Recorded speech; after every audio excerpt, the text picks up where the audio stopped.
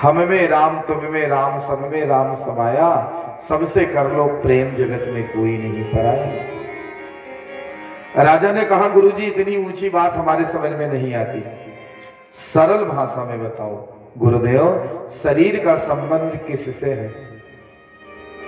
भरत जी कहते हैं शरीर का संबंध इंद्रियों से, इंद्रियों का संबंध मन से, मन का संबंध आत्मा से।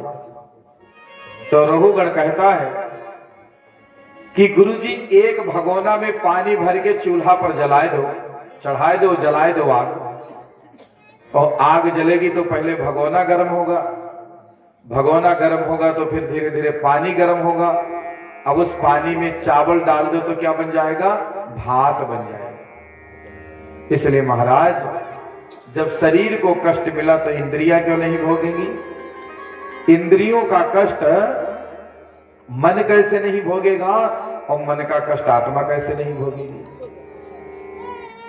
भरत जी कहने लगे राजन तुम बातें तो पंडितों जैसी करते हो, लेकिन सब हैं ऊपर ऊपर की बातें।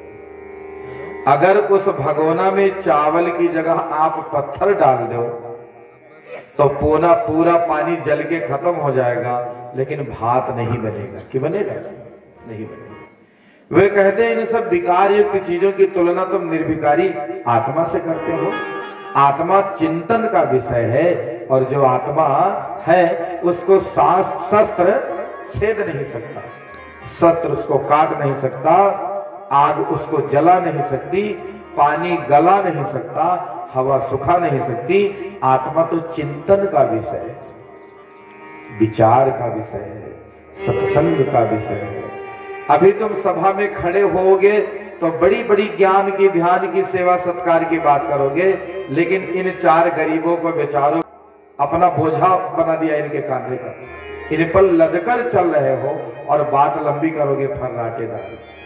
कथनी करनी भिन्न जहां है, धर्म नहीं पाखंड वहां है।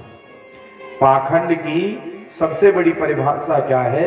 जब आदमी कहता कुछ है और करता कुछ है। जब जो कहे वो करे वो धर्म है, और कहे कुछ करे कुछ, यही पाखंड है। भरत ने चढ़ पकड़ लिया, गुरुदेव हमें सत्संग प्रदान करो। तो बहुत सुंदर सत्संग दिया है भरत जी ने रघुगण को। आचार्य सुखदेव कहते हैं परीक्षित ये रघुगण कौन है? ये वही हिरनी का बच्चा है जिनके कारण भरत की भी दुर्दशा हो गई थी। आज इनके माध्यम से भगवान ने उसका भी बेड़ा पार कराया और भरत का भी बेड़ा पार कराया। भरत कहते हैं अहम पुरा भरतो नाम राजा, पूर्व जन्म में भरत नाम का राजा था, मन में प्रबल वैराग्य आया, घर गृहस्थी छोड़कर आया, लेकिन एक मृग के मुंह में फंसने के कारण दूसरा जन्म हमारा मृग का हो गया। बहुत सुंदर सत्संग मिला है। रघुगण प्रणाम करके अपने भवन को लौट गया, सारे अभिमान का परित्याग कर दिया।